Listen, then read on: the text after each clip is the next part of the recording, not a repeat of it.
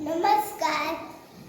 जिल्हा परिषद प्राथमिक शाळा ढोणबार इयत्ता पहिलीचे आम्ही मुलं करत आहोत स्वच्छतेचे नाटक.